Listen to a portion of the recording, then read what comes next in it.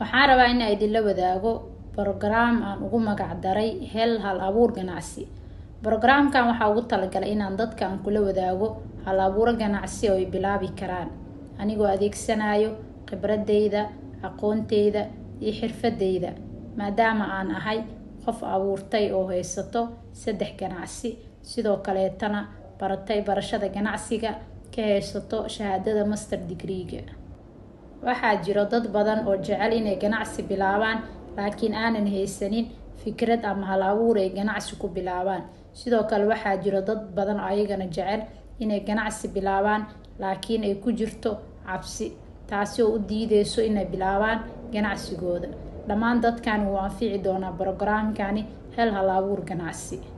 Waxaa jiro group aan sameeyay oo aan ugu talagalay inaan kusoo gudbiyo programkani. Haddii aad ka mid tahay dadka daneynaya programkani, kusoo biir groupkaasi. Linkigana waxaa idiin soo dhigi doonaa qaybta hoose ee description-ka ama qaybta commentiga.